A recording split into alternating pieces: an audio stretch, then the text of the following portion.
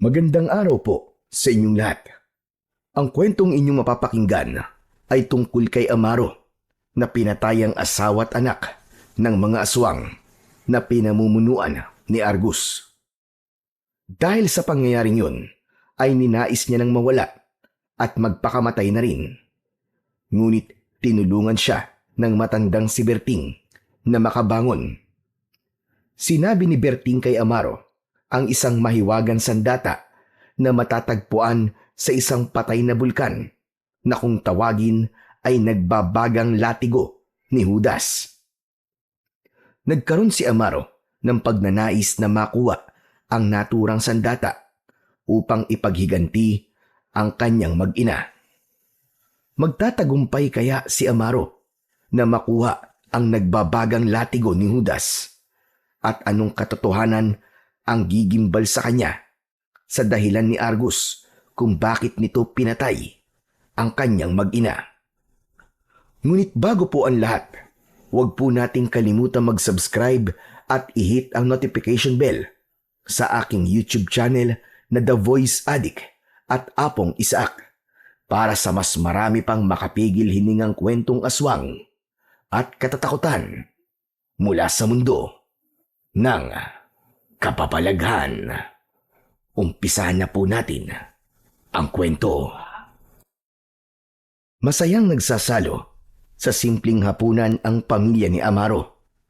Para kay Amaro, ang makasalo niya sa pagkain ang mag-ina niyang sina Lira at Gabi ay isang bagay na hindi niya ipagpapalit sa kahit na anong bagay sa mundo.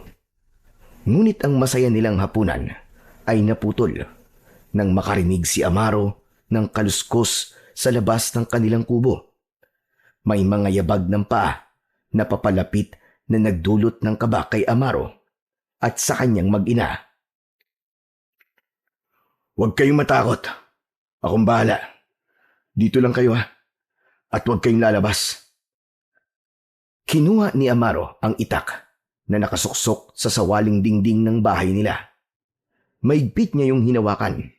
Sumilip siya sa bintana pero wala siyang nakita kundi tanging kadiliman. Patuloy ang mabilis na pagtibok ng kanyang puso. Kahit wala siyang nakitang kahina-hinala sa labas, naramdaman niya na napakaraming mata ang nakatingin sa kanilang tahanan. Nagulat sina Amaro nang biglang nagiba ang pinto ng kanilang bahay at pumasok ang dalawang aswang na nanlilisik ang mga mata. Sumigaw sina Lira at Gabi. Magkayakap na nagtungo ang dalawa sa isang sulok, habang si Amaro naman ay iniharang ang sarili sa kanyang mag-ina. "Umalis kayo rito! Hindi ako natatakot sa inyo! Hindi ba kayo napapagod na sundan kami? Mga hayop kayo!" Nanatili ang dalawang aswang sa harapan ni Amaro. Matutulis ang kuko ng mga yun at may mga ngipin na kayang-kayang pumunit ng laman. Nanlaki ang mga mata ni Amaro nang pumasok ang isa pang aswang. Mas malaki yun at matangkad. May mga nakasabit na sinaunang kwintas sa leeg nito. Tumiim ang bagang niya pagkakita sa bagong dating na aswang. Ang aswang na yun ay si Argus na pinuno ng isang grupo ng aswang na matagal nang sinusundan ang pamilya ni Amaro sa dahilan na hindi nila alam. Nagpalipat-lipat sina Amaro ng lugar kapag nalalaman ni Argus kung saan sila nagtatago. Sa wakas, natagpuan kong muli kung nasaan kayo nagluluga. Akala mo ba, Amaro, ay habang buhay niyo kong matatakasan? "Tigilan mo na kami, Argus. Ano ba kasing kasalanan namin sa'yo? Para gawin mo to sa amin?" Dapat bang may dahilan ng lahat? Hindi ba maaaring nais lang kitang paglaruan? Tapusin na natin ang tagu-taguang ito. Subukan mo lang nasaktan na mag-ina ko, hayop ka. At papatayin ko kayong lahat. Huwag niyo akong susubukan. Biglang umatake ang dalawang aswang kay Amaro. Sinubukan niyang lumaban gamit ang itak. Nagawa niyang masugatan ng isang aswang sa braso nito, pero mas lalo yung naulol sa galit. Nasunggaban ng isang aswang ang braso niya. Kinagat nito yun, at dahil sa labis na sakit ay nabitiwan niya ang hawak niyang itak. Hinawakan ng isa pang aswang ang kabila niyang braso. Nagpumiglas siya, ngunit wala siyang laban sa dalawang aswang. Iniharap si Amaro ng mga aswang. Sa pinuno si Argus. Unti-unting nadurog ang puso ni Amaro sa malakas na pag-iyak ng kanyang mag-ina.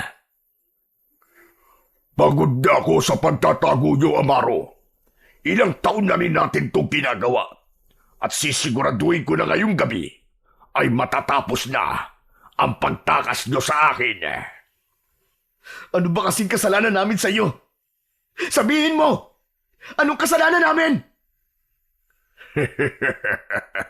Hindi pa ito ang panahon para malaman mo ang sagot sa mga tanong mo. Marahang lumapit si Argus sa mag-ina ni Amaro.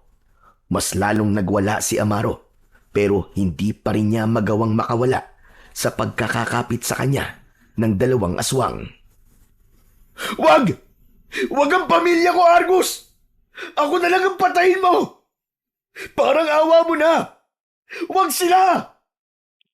Ngunit hindi pinakinggan ni Argus si Amaro. Hinila nito sa braso ang asawa ni Amaro at sa isang kisap mata ay sinakmal nito yun sa leeg. Halos mapatid ang mga ugat sa leeg ni Amaro sa lakas ng kanyang pagsigaw. Kitang-kita niya kung paano winasak ni Argus ang leeg ni Lira at ang unti-unting pagtakas ng buhay sa mga mata ng kanyang asawa. Hayop ka! Hayop ka, Argus! Papatayin kita! Papatayin kita! Nang bitiwan ni Argus si Lira, ay wala na itong buhay. Labis na pinanghinaan ng loob si Amaro at nais niyang isipin na panaginip lamang ang nangyayari. Gabi! Gabi, anak, takbo! Tumakas ka na! Tumakbo ka na, anak! Tumayo ang batang si Gabi. Tatakbo na sana ito palabas ng bahay, pero mabilis na nahawakan ni Argus ang batok ng bata. Itinaas ni Argus si Gabi at walang awa nitong nilaslas ang leeg ni Gabi gamit ang matutulis nitong mga kuko. Parang basurang ibinalibag ni Argus ang walang buhay na katawan ng anak ni Amaro sa sahig. Gabi! Ang anak ko! Gabi! Halos mabaliw na si Amaro ng sandaling yun. Hindi siya makapaniwala na sa gabing yun ay namatay ang kanyang mag-ina at nangyari yun sa mismong harapan niya. Nasaksiyan niya kung paano walang awang pinaslang ng aswang na si Argus, sina Lira at Gabi. Nangihinang napaluhod si Amaro habang hawak pa rin ng dalawang aswang ang kanyang magkabilaang braso. Napayuko siya habang humahagulgol ng mahina. Tumayo si Argus sa harapan mismo ni Amaro. Marahang tumingala si Amaro. Kahit konting awa o pagsisisi, ay wala siyang nabanaag sa muka ng hayop na aswang. Anong pakiramdam na wala na ang minamahal mong mag-ina? Ano pang hinihintay mo, hayop ka? Pinatay mo na ang pamilya ko. Kaya patayin mo na rin ako. Huwag mo nang patagalin ang pagdurusa ko. Patayin mo na ako! Patayin mo na ako, Argus! Huwag kang mag-alala dahil yan ang susunod kong gagawin. Napasinghap si Amaro nang bumaon ang matutulis na kuko ni Argus sa kanyang tiyan. Sinundan yun ni Argus ng napakalakas na suntok na tumama sa muka ni Amaro. Agad na nagdilim ang paningin ni Amaro at walang malay siyang bumagsak sa sahig. Maliwanag na nang magising si Amaro. Gumapang siya papalapit sa bangkay ng kanyang mag-ina. Pinilit niyang yakapin ang dalawa habang umiiyak. Sa kabila ng katotohanan na wala ang dalawa ay binuhat pa rin niya ang mga yun upang ilabas. Inihiga niya ang dalawa sa lupa habang naaawang tinignan siya ng kanilang mga kapitbahay. Tulungan niyo kami! Dali natin sa ospital ang asawa at anak ko! Parang awa niyo na! Tulungan niyo kami! Kahit isa sa mga taong naroon ay walang nagtangkang tulungan si Amaro. Pinanood lang ng mga yun ang pagtangis at pagmamakaawa niya. Muling niyakap ni Amaro sina Lira at Gabi habang patuloy siya sa pag-iyak. Pakiramdam niya ay mababaliw na siya ng sandaling yun. Mag-isang inilibing ni Amaro ang kanyang mag-ina sa likod ng kanilang bahay. Maghapon siyang nagukay at pinagtabi niya sina Lira at Gabi sa libingan. Nais niya na kahit sa hukay ay magkasama pa rin ang dalawa. Nalaman din ni Amaro na kagabi ay may mga taong nakarinig ng ingay sa bahay nila, pero kahit isa ay walang naglakas na loob na tulungan sila. Masakit yun para sa kanya dahil naging mabuting kapitbahay sila sa mga tao sa baryong yun. Nag-aagaw na ang liwanag at dilim nang matapos si Amaro sa paglilibing kina Lira at Gabi. Ubus na ang luha niya, pero alam niya na ang sakit sa pagkamatay ng mga ito ay habang buhay niyang dadalhin. Tumayo si Amaro sa tapat ng libingan ng kanyang mag-ina. Patawarin niyo ako. Patawarin niyo ako kung wala akong nagawa para iligtas kayo. Patawad kung mahina ako at hindi ko nagawang pigilan ang mga aswang na yon na patayin nila kayo. Pero huwag kayong mag-alala dahil hindi ako papayag na hindi ko kaagad kayo makakasama dyan. Dyan sa kabilang buhay. Hintayin niyo ako. Hintayin niyo ako, Lira, Gabi. Sasama na ako sa inyo. Pumasok na si Amaro sa kanilang kubo. Binuksan niya ang isang sako na naglalaman ng kung ano-anong gamit. Hinugot niya ang isang mahabang lubid at isinampay niya yon sa kanyang balikat. Mabagal na naglakad si Amaro palabas at tinahak niya ang daan patungo sa gubat. Paulit-ulit na bumabalik sa isipan ni Amaro ang ginawang pagpatay ni Argus sa kanyang mag-ina. Hindi niya namalayan na tigam sa luha ang kanyang muka. Makalipas ang halos 1 oras na paglalakad sa gitna ng kagubatan, ay huminto si Amaro nang may nakita siyang puno na sa tabi ay may medyo malaking bato. Inakyat ni Amaro ang puno at itinali niya ang kabilang dulo ng lubid sa sanga na nasa tapat ng bato. Bumaba siya at tinuntungan niya ang bato. Itinali niya ang kabilapang dulo ng lubid sa kanyang leeg. Diyos ko, patawarin mo ako kung gagawin ko ang bagay na to. Wala na akong ibang maisip na paraan para makasama ang aking mag-ina. Wala na. Hindi ko po kayang mabuhay nang wala sila dahil sila ang dahilan kung bakit ako nabubuhay. Panginoon, isa lang po sana ang hihilingin ko sa inyo. Hayaan niyo po akong makasama ang aking asawa at anak sa kaharian niyo. Kahit ako mismo tatapos sa sarili kong buhay. Walang tigil ang pag-agos ng luha sa mga mata ni Amaro ng sandaling yon. Nais na lang niyang mawala dahil hindi niya kayang lumipas ang mga araw na hindi na niya makakasama ang kanyang mag-ina. Hanggang sa tuluyan ng tumalon si Amaro sa inaapakan niyang bato. Humigpit ang nakataling lubid sa kanyang leeg. Unti-unting nanlabo ang kanyang paningin.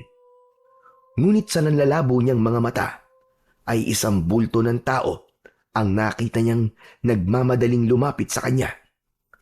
Umakyat ang taong yun sa puno at pinutol ang lubid. Bumagsak ang nangihinang katawan ni Amaro sa lupa at wala na siyang naalala sa mga sumunod na nangyari dahil nawala na siya ng ulirat. Masakit ang buong katawan ni Amaro nang muli siyang nagising. Nagtaka siya nang malaman niya na nasa loob siya ng hindi pamilyar na kubo. Nakahiga siya sa papag. Tatayo na sana siya nang isang matandang lalaki ang biglang pumasok. Manipis ang buhok nito at kulay puti na ang balbas at bigote. May dalang isang mangkok at kutsara ang matanda. Umupo ito sa gilid ng papag sa tabi niya. Sino ka? Ikaw na ba si San Pedro? Nasa langit na ba ako? Talagang inisip mo pa nga mapunta sa langit matapos ng ginawa mo. Teka, kung ganun, hindi pa ako patay? Hindi pa hinayupak ka.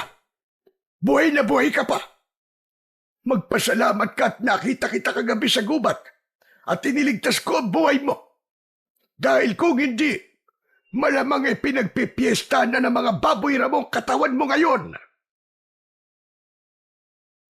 Oo nga. Ikaw nga yung taong nakita ko bago ko namatay. Sinabi ng hindi ka papatay eh.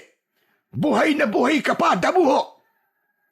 Ako ang nakita mo bago ka nawalan ng malay. Pero hindi ka dapat nakialam. Hindi mo dapat ginawa yung tanda.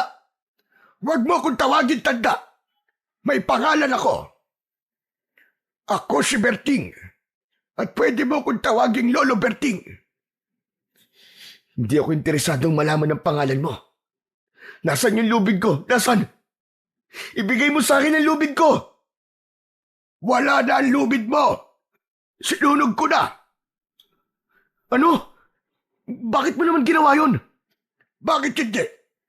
Alam kong gagamitin mo yun sa pagpapatiwakal. Kaya nararapat lamang na mawala na ang bagay na yun. Tumiim ang bagang ni Amaro at mariin niyang naikuyom ang kanyang mga kamay. Sa labis na galit niya ay bigla niyang sinakal si Lolo Berting. Nabitiwan ng matanda ang mangkok at tumapon ng laman ng lugaw sa sahig na kawayan. Walang iya ka! Pakailamero ka sa buhay ko! Ang dapat sa mga kagaya mong pakailamero ay hindi na binubuhay! Tama na! Hindi na ako makahinga, tama na! Ikaw ang gustong mamatay at hindi ako! Kaya huwag mo akong patayin, hayop ka! Gusto ko pa mabuhay ng matagal! Bitiwan mo ang leg ko! Napatitig si Amaro sa muka ni Lolo Berting at nakita niya ang pagmamakaawa sa mga mata nito. Kaya agad niyang inalis ang mga kamay niya sa leeg ng matanda. Mariin niyang pinagsalikop ang mga kamay niya at napayuko siya. Hindi niya napigilan ang mapaiyak. Dapat hinayaan mo na lang ako mamatay. Hinayaan mo na lang sana ako mamatay. Sana hindi ko na nararamdaman ngayon ang sakit na to. Teka, may sakit ka? Ano ba sakit mo? Wala akong sakit. Ang tinutukoy ko ay ang sakit dito sa puso ko. Hindi mo alam kung anong pinagdaanan ko. Malamang, kung ikaw ang nakaranas nun, ay gagawin mo rin ang gusto kong gawin. Wala man akong ideya sa kung anong pinagdaanan mo. Pero ito ang tandaan mo. Hindi solusyon ng pagkitil sa sarili mong buhay sa kung anumang problemang meron ka ngayon. Isipin mo na lang ang mga magagandang bagay na maaari pang mangyari sa iyo. May magandang plano ang Diyos para sa iyo. Ngunit, paano mo pa malalaman ang planong yon kung wala ka na? Patuloy lang na umiyak si Amaro. Kahit anong sabihin ng matanda, ay tila hindi yun pumapasok sa kanyang tenga. Ang tanging nasa isip niya ng mga sandaling yon ay ang kitlin na ang buhay niya upang makasama na niya ang kanyang mag-ina sa kabilang buhay.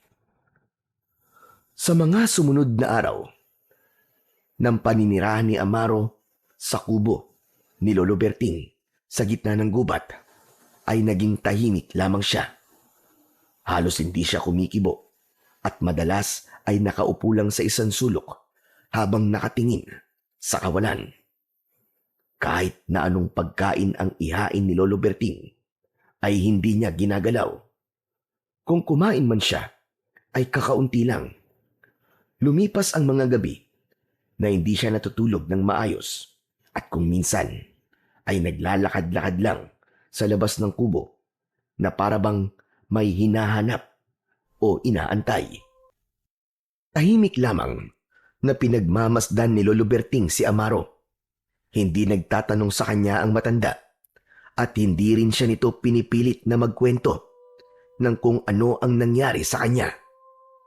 Ngunit pansin ni Amaro na palaging nakabantay si Lolo Berting sa kanya, na parabang batid nito ang nasa utak niya na planong pagkitil sa sarili niyang buhay. Isang gabi, naghain si Lolo Berting ng adobong manok at mainit na kanin. Sa saig sila kumakain. Baka sa mukha ng matanda ang pagkasabik. Sinandukan nito ng kanin ang pinggan ni Amaro. Wala akong ganang kumain. 3 araw ka nang nandito, pero wala ka pa rin ganang kumain. Aba, sandali nga.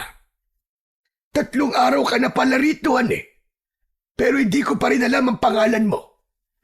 Bakit naman pati pangalan mo ayaw mo sabihin sa akin? Amaro. Amaro ang pangalan ko. Ayan, mabuti naman at sinabi mo na sa akin ang pangalan mo, Amaro. Ngayon ay alam ko na kung paano kitang tatawagin.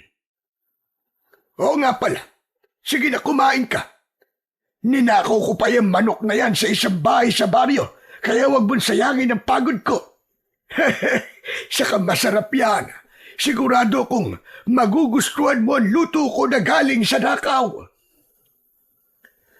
Hindi pa rin kumibo si Amaro sa pagbibiro na yon ni Lolo Berting. Pero hindi sumuko ang matanda. Nilagyan nito ng ulam ang pinggan niya. Kumain ka at baka magkasakit ka sa ginagawa mo. Basta, kapag handa ka ng magkwento, ay nandito lang ako. Handa akong makinig sa kung anumang dahilan ng iyong kalungkutan. Hindi pa rin nagsalita si Amaro, pero pinagbigyan niya si Lolo Berting ng gabing yon. Kahit wala pa rin siyang ganang kumain, ay pilit pa rin siyang sumubo. Sa kabila ng malinamnam na adobong manok, ay halos hindi yun malasahan ni Amaro. Para sa kanya, kailanman, ay hindi siya masasanay na kumain na hindi kasalo ang kanyang mag-ina. Nang gabing yon, ay isang masamang panaginip ang dumalaw kay Amaro. Sa kanyang panaginip ay nakita niya kung paano walang awang pinatay ng aswang na si Argus ang kanyang mag-ina. Napasigaw si Amaro nang magising siya mula sa masamang panaginip na yon. Pinagpapawisan siya ng malamig habang habol ang sariling paghinga. Bigla siyang napahagulgol ng iyak. Nagising naman si Lolo Berting at hinawakan nito ang isang kamay ni Amaro. Amaro, iyo, anong nangyari? Bakit ka sumigaw? Nanaginip ka ba ng hindi maganda? Ayoko nang mabuhay, Lolo Berting. Hindi ko kaya mabuhay tapos habang buhay ko maalala ang pangyayaring yun. Pakiramdam ko ay pinaparusahan ako ng Diyos. Ayoko na. Ayoko na. Gusto ko na mamatay. Gusto ko na mamatay. Ano ka ba naman, Amaro? Huwag mo sabihin yan. Tumayo si Amaro at agad siyang nagtungo sa lagayan ng mga gamit sa kusina. Sinundan siya ni Lolo Berting At nang makita nito na kukunin niya ang kutsilyo, ay mabilis siya nitong pinigilan. Malakas na itinulak ni Amaro ang matanda, kaya napaupo ito sa sahig. Itinapat ni Amaro ang kutsilyo sa kanyang leeg, pero bago pa niya yon maitarak sa kanyang sarili, ay mabilis na nakatayo si Lolo Berting. Pipigilan sana siya ni Lolo Berting, pero hindi sinasadyang naiwas-iwas ni Amaro ang kutsilyo. Aksidenteng nasugatan sa braso ang matanda. Tila natauhan naman si Amaro sa nangyari. Binitiwan niya ang kutsilyo at nilapitan si Lolo Berting. Lolo! Lolo Berting, hindi ko po sinasadya! Pasensya na po, hindi ko sinasadya! Ayan! Nakita mo na ang ginawa mo! Sinugatan mo pa ako! Lolo Berting, patawarin niyo po ako. Hindi ko po talaga sinasadya. Patawarin niyo po ako. Amaro, kung ano man yung dahilan kung bakit gusto mong mawala na, ay baka pwedeng sabihin mo na sa akin. Sa tingin ko, ay mas makabubuti na mailabas mo yan sa pamamagitan ng pagkikwento. Hindi mo maaaring kimkimin yan dahil habang tumatagal ay pabigat ng pabigat yan sa dibdib mo. Handa kong makinig. Ituring mo ako na totoo mong lolo. Walang imik na bumalik si Amaro sa pagkakahiga. Nang humiga si Lolo Berting sa tabi niya, ay tumalikod siya rito dahil hindi pa siya handang magkwento ng kung ano ang kanyang pinagdaanan. 1 linggo na ang lumipas simula nang manirahan si Amaro sa kubo ni Lolo Berting. Nakita niya roon ang isang simpleng pamumuhay ng matanda sa gitna ng gubat. Meron itong sariling balon na pinagkukunan nito ng tubig. May mga tanim itong gulay sa paligid. Minsan ay nangangaso ito para makakain sila ng karne. Isang hapon, mag-isang nakaupo si Amaro sa labas ng kubo habang nakatingin sa papalubog na araw. Biglang tumabi si Lolo Berting sa kanya.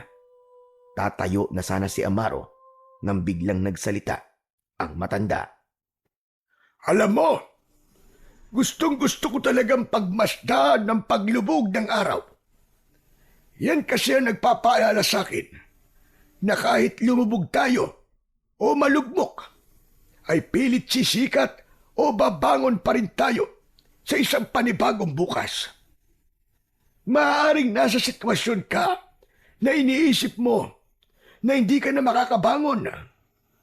Pero nagkakamali ka, Amaro. Lahat ng sakit at hirap na nararanasan ng isang tao ay may kapalit na sarap at ginhawa pagdating ng tamang panahon. Nanatiling tikom ang bibig ni Amaro. Alam mo ba, nagaya mo binalak ko na rin noon na kitlin ang sarili kong buhay. Talaga po? Totoo, maniwala ka. Siguro sa tingin ko kasing edad mo rin ako noon nung maisipan kong gawin yon. Bakit niyo po ginusto magpatiwakal noon? Namatay kasi sa panganganak ang aking asawa. Makalipas ang 1 buwan, sumunod naman ang bunso kong anak. Napakabata pa niya nang mawala siya. Sanggol pa lamang siya. Tapos nasunog yung bahay namin at hindi nakalabas ang 2 ko pang mga anak. Namatay din sila. Nang panahon na yon, literal akong nawala sa aking sarili. Muntik na akong uminom ng lason. Pero may isang tao na pumigil sa akin para gawin yon. At sinabi niya sa akin na hindi pa katapusan ng mundo kahit iniwan ako ng aking buong pamilya. Sinabi niya na marami pang pwedeng mangyari sa aking buhay. Kaya po ba pinigilan niyo ako nung nakita niyo ako sa gubat? Tama ka. Nakita ko kasi ang sarili ko sa iyo, Amaro.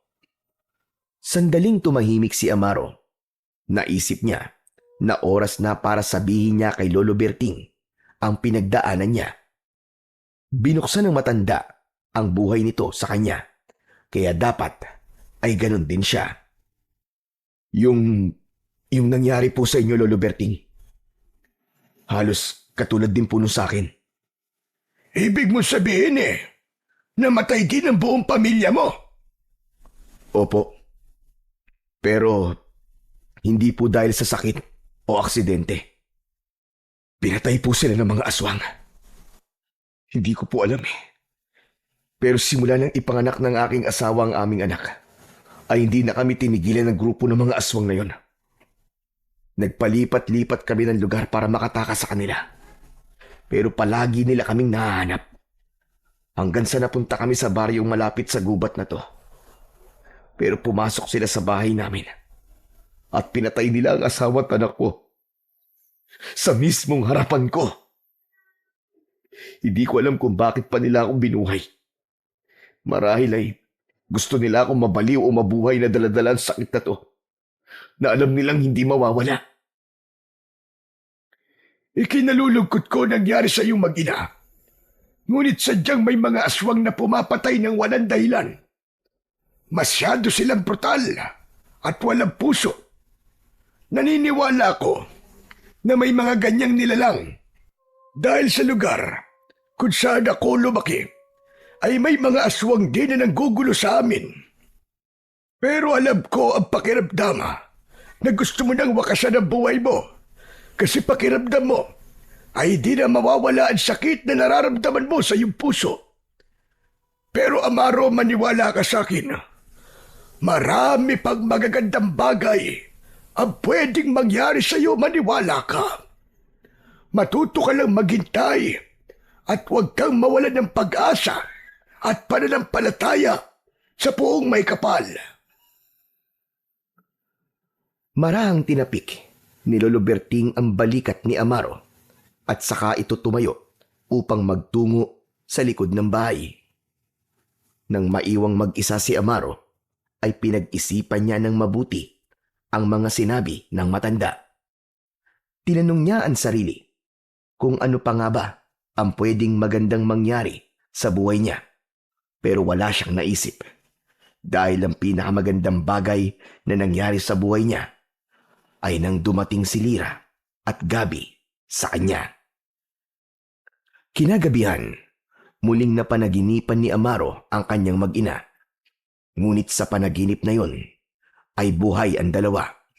Nasa isang napakagandang lugar sila, isang hardin na puno ng bulaklak na may iba't ibang kulay.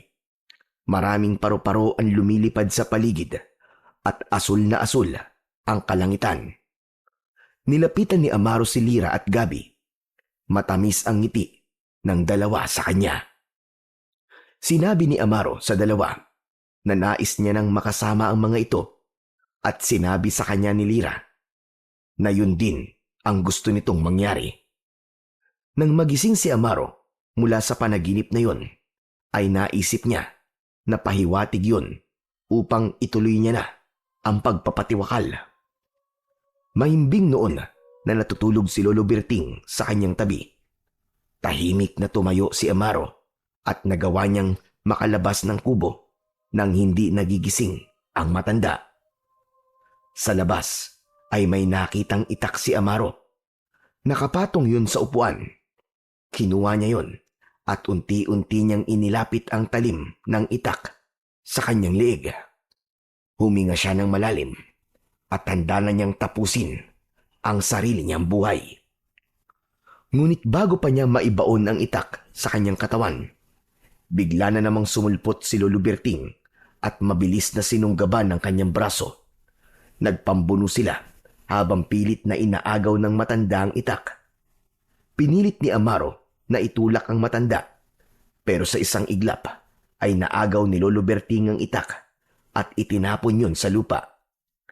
Hindi inasahan ni Amaro ang isang malakas na suntok na pinatama ni Lolo Berting sa kanyang muka. Sa lakas ng suntok na yun ay nahilo siya at napaupo sa lupa.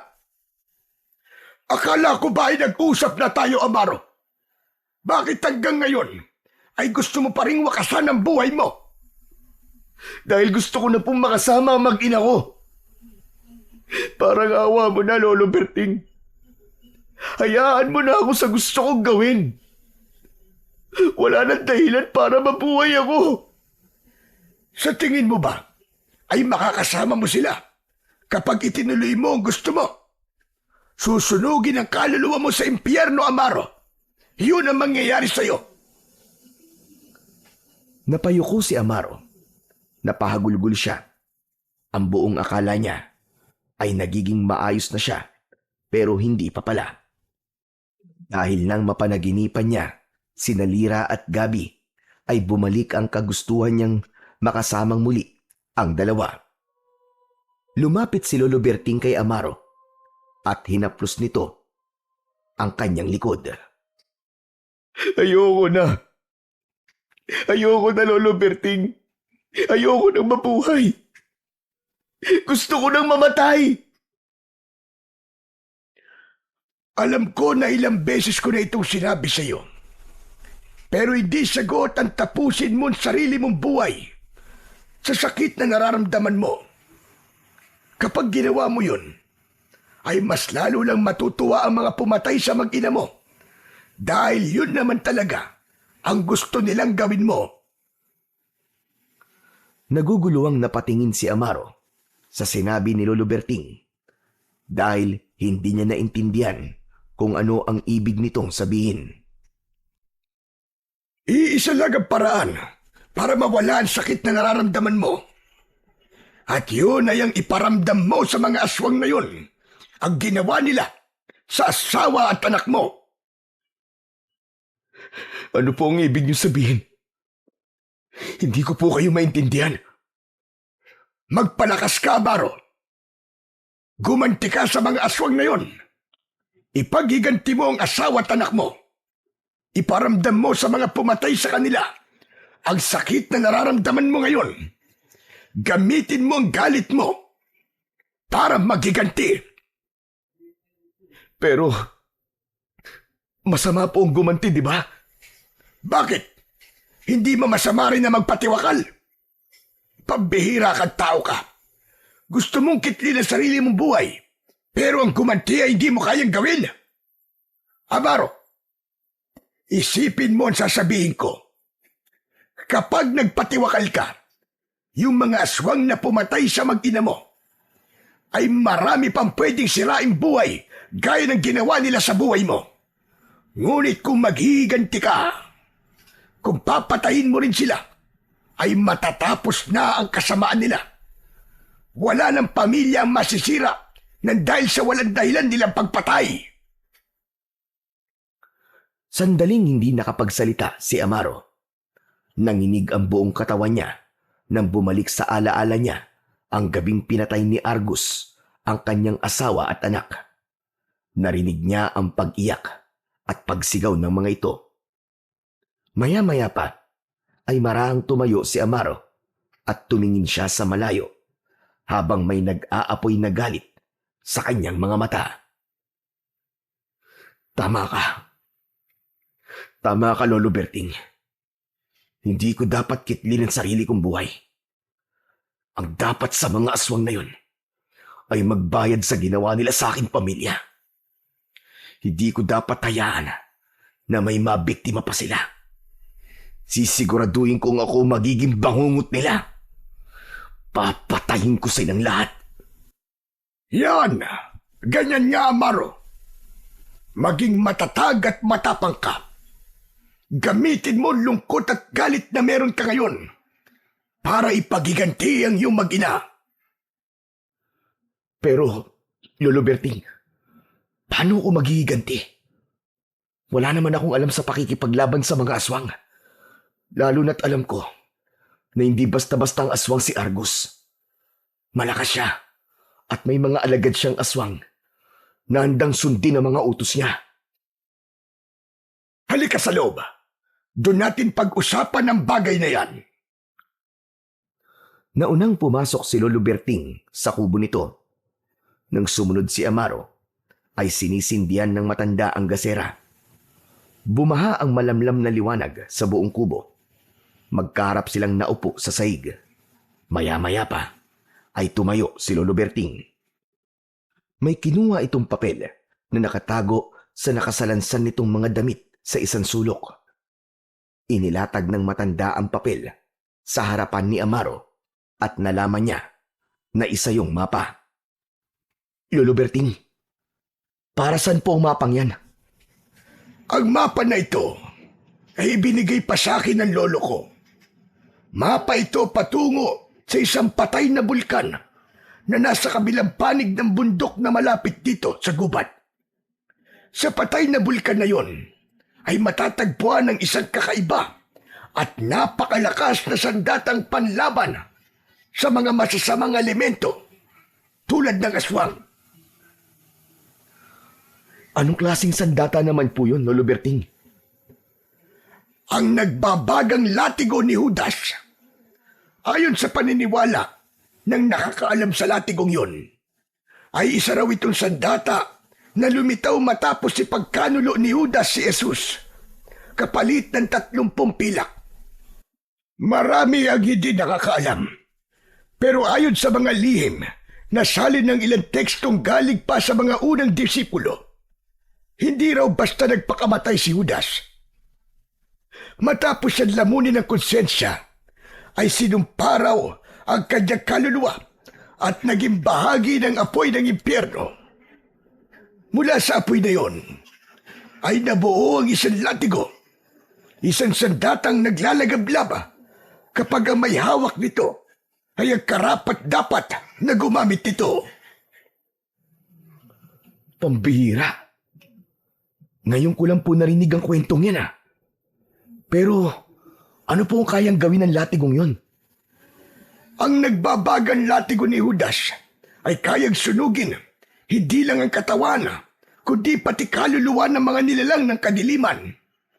At higit sa lahat, ito ang tanging sandatang epektibo sa pagpatay sa mga aswang, kahit pa ang pinakamalakas sa kanila. Kaya kung ang nais mo ay wakasan ng kasamaan, yun ang sandatang dapat mong hawakan. Kung ganun, ay dapat kong makuha ang latigong yon para magamit ko sa paghihiganti. Tama ka, Amaro. Sinubukan ko ng kunin noon ang latigo, pero nabigo ako. Ibig sabihin, hindi ako ang karapat-dapat. Kaya gusto kong subukan mong kunin ang sandatang yon. Naniniwala ako na makukuha mo yon dahil malinis at mabuti ang iyong puso. Sandaling nag-isip si Amaro. Alam niya sa sarili niya na kung haharapin niya si Argus at ang mga alagad nitong aswang, ay wala siyang magiging laban. Ngunit kung magkakaroon siya ng sandata, gaya ng nagbabagang latigo ni Judas, ay mas malaki ang magiging posibilidad na makamit niya ang paghihiganting kanyang inaasam. Kaya naman, ng sandaling yun, ay mabilis na nagdesisyon na si Amaro. Amaro, ano na ang desisyon mo? Lolo Berting, pumapayag po ko. Kukunin ko po ang latigong yun upang gamiting sandata laban sa mga aswang na pumatay sa aking mag-ina. Ipapatikim ko po sa kanila ang galit at puot na meron ako ngayon upang kahit hanggang sa impyerno ay pagsisihan nila ang ginawa nila sa amin. Pero Lolo Berting, sasamahan niyo naman po ako sa patay na bulkan na tinutukoy niyo, hindi ba? Ikinalulungkot ko. Pero hindi na kita masasamahan doon, Amaro. Masyado na ako matanda para sa ganyang uri ng paglalakbay. Ang tanging maitutulong ko lamang sa iyo ay ang ibigay sa iyo ang mapang yan na magdadala sa iyo patungo sa patay na bulkan na kinaroroonan ng nagbabagang latigo ni Judas. Naiintindihan ko po, Lolo Berting. Siguro naman po kaya ko ang paglalakbay papunta sa lugar na yon. Dapat mong kayanin para sa ikatatagumpay ng iyong pag-iiganti. Pero tandaan mo, Amaro, kapag nasa bunganga ka na ng patay na bulkan, ay kailangan mong alayan ito ng sarili mong dugo. Patakan mo ng dugo mo ang bunganga ng bulkan. At kung ikaw ang karapat-dapat, ay lilitawan nagbabagan latigo ni Judas. Pinapaniwalaan din na may pulang dragon itong bantay. Kaya kailangan mong patunayan sa kanya na ikaw ang nararapat na magmay-ari ng latigong yun. Isang tango na puno ng kumpiyansa ang isinagot ni Amaro sa matanda. Napuno ng determinasyon ng puso niya na makuha ang nagbabagang latigo ni Judas. Naisip niya na ang sandatang yun ang magiging daan upang magtagumpay siya na bigyan ng hustisya ang pagkamatay ng kanyang asawa at anak. Hindi na nagsayang pa ng araw si Amaro at nagdesisyon siyang magtungo na kagad sa patay na bulkan. Pinag-aralan niya ang mapa na ibinigay ni Lolo Berting. Pinalakas din niya ang kanyang katawan sa pamamagitan ng pagkain ng tama at pag-eehersisyo sa araw-araw. Hanggang sa dumating na ang araw na alam ni Amaro sa sarili na handa na siyang kunin ang nagbabagang latigo ni Judas. Ipinaghanda siya ni Lolo Berting ng mga dapat niyang dalhin, gaya ng tinapay, tubig at patalim. Inilagay yun ng matanda sa isang lumang bag. Habang unti-unting sumisikat ang araw sa silangan, ay lumabas ng kubo si Amaro kasama si Lolo Berting. Tandaan mo, Amaro, kung sakali na ikaw ang karapat-dapat, ay di pa rin magiging madali para sa'yo na kunin ang latigo. Kaya mag-iingat ka. Tatagan mo ang isip mo, hindi lang ang iyong katawan. Tatandaan ko po lahat ng sinabi niyo sa akin, Lolo Berting. Hindi ko po kayo bibiguin. Uuwi po ko rito. Nadalan sa datang yun ang nagbabagang latigo ni Judas. Malaki ang paniniwala ko na magtatagumpay ka, iyo. Huwag kang mag-alala dahil ipagdadasal kita. Pasensya ka na dahil yun lamang ang aking magagawa. Malaking bagay na po yun para sa akin, Lolo Berting. Gusto ko rin po magpasalamat sa inyo dahil kayo po ang dahilan kung bakit buhay pa ako hanggang ngayon.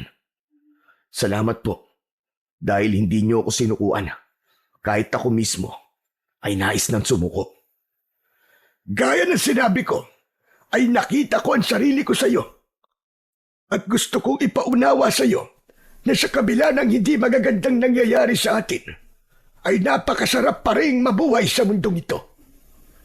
Naniniwala rin ako na may dahilan kung bakit tayo pinagtagpo.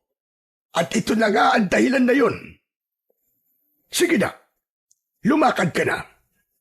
Hangad ko ang tagumpay mo, Amaro. Maraming salamat po ulit, Lolo Berting. Sige ho, lalakad na po ko. Mag-iingat ka, Amaro. Matapos yun, ay nagsimula ng maglakad si Amaro, papalayo kay Lolo Berting. Muli niyang nilingon ng matandang lalaki at kumaway siya rito. Isang malalim na paghinga ang kanyang pinakawalan habang naglalakad siya patungo sa direksyon ng kinaroroonan ng nagbabagang latigo ni Judas. Unang tinawid ni Amaro ang masukal na kagubatan. Halos hindi na tumatagos doon ang liwanag ng araw dahil sa napakaraming puno na may mayayabong na dahon. Matapos ang ilang oras ng paglalakad, ay sinimulan niya ng akyatin ang paanan ng bundok. Habang tumataas siya, ay ramdam niya ang pagnipis ng hangin at ang paglabo ng paligid dahil sa kapal ng hamog. Pagsapit sa tuktok, ay biglang bumuhos ang malakas na ulan na sinabayan ng pagdagundong ng kulog at mababagsik na kidlat. Basang-basa siya sa ulan habang pilit na naghahanap ng masisilungan. Nang tumigil ang ulan at sumilip na muli ang araw sa likod ng ulap, ay saka lang nagawang matulog ni Amaro para makapagpahinga. Sa tuktok ng bundok na siya nagpalipas ng magdamag at kinaumagahan ay bumaba na siya sa kabilang bahagi ng bundok. Mabato at madulas ang daan, ngunit sinikap niyang hindi madulas o matisod. Nang makababa na si Amaro sa bundok, ay isang malawak na kapatagan ang bumungad sa kanya. Tuyo ang buong kalupaan, tahimik at tila walang buhay. Sa malayo ay natanaw niya ang patay na bulkan. Nakalugmok yun na parang isang dambuhalang natutulog. Malapit na ako. Konti na lang. Mararating ko na ang patay na bulkan. Nagpatuloy sa paglalakad si Amaro. Dala ang pag-asa na makukuha niya ang sandatang papatay kay Argus at sa lahat ng mga alagad nitong aswang. Makalipas ang ilang oras, ay sandaling nagpahinga si Amaro. Uminom siya ng tubig at kumain ng tinapay. Hindi niya inalis ang tingin sa patay na bulkan. Hindi siya nagtagal sa pamamahinga at muli siyang nagpatuloy sa paglalakad hanggang sa marating na niya ang paanan ng bulkan. Tumingala siya sa tuktok ng bulkan at napagtanto niya na hindi yun ganun kataas.